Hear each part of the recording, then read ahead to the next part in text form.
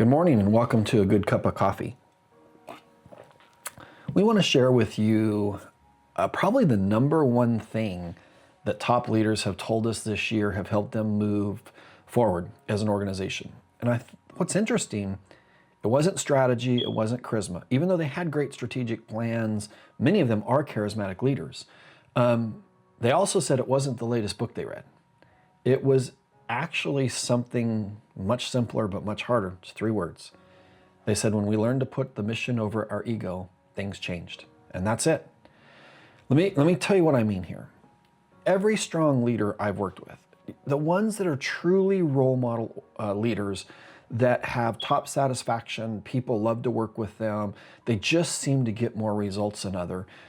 They all have moments where the mission of the organization collides with their ego, or those two things are pulling in opposite directions. The mission may say, listen, the ego wants to talk. The mission says, admit you were wrong. The ego wants to defend it. The mission says, share the credit.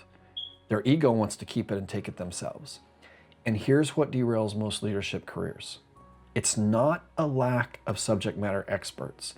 It's not a lack of intelligence, and it's not a lack of effort. It's the quiet, daily decision to defend their ego instead of serving the mission. Yes, make it about them instead of the mission. This was the change. When we asked the top leaders what helped them, they said, I learned to take myself out of the way of the work. That's mission over ego. And it's not a personality trait, it's a practiced discipline. And here's what it looks like in real life. It's this idea of choosing the right answer over the answer you want. Celebrating somebody else's win without measuring it against your own. You know what I mean. You tell somebody you did something well, and they tell you all the reasons how they did it better. It's letting feedback land without immediately turning it into a defense. You know what it's like? Hey, I just watched this happen. I think it would be better if you did this. And they tell you all the reasons that you're wrong and the reasons that they did it.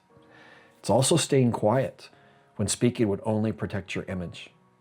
You know that time when the only reason you're talking is so people know in your opinion, but it doesn't really move the mission forward? They all have something in common. They all cost something in the moment, and they all pay something out over time.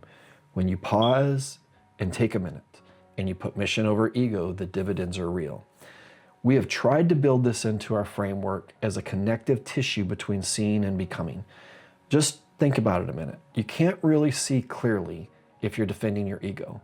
Your ego edits what you see, it dismisses the data that makes you look bad, and then it amplifies the data that makes you look good. Protects your story instead of telling you the truth.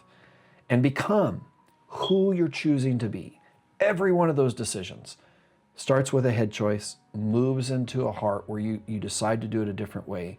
You learn the skill and you do it day in and day out. All of those things get harder when ego is in the chair. That's why this quote sits where it sits in the workbook, page 109, right at the close of emotional regulation. It's the hinge. Let reality grow you instead of defending your ego. Let me give you a real example from a real boardroom.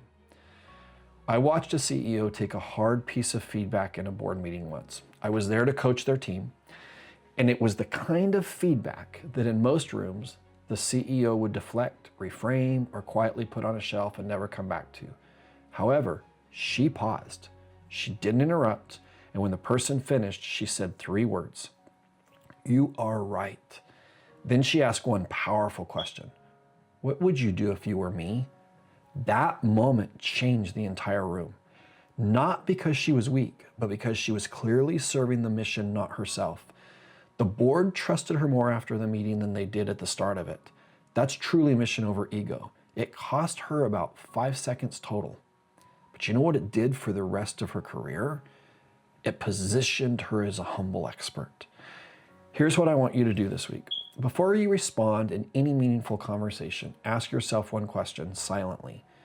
Am I about to serve the mission or defend my ego? If the answer is ego, pause. Find the response that serves the mission instead.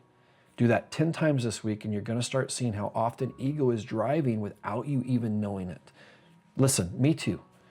So, and the second move, when you catch yourself defending your ego instead of serving the mission, don't bury it, just name it. Tell your accountability partner, tell somebody on your team.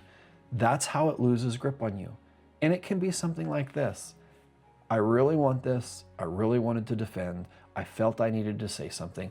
Instead, we're going to let the mission drive this. Top leaders don't get to the top because they don't have an ego. They get to the top because they've learned how not to follow it. That's it. Mission over ego. Let reality grow you instead of defending your ego. That's the work. Thank you for joining me for a cup of coffee.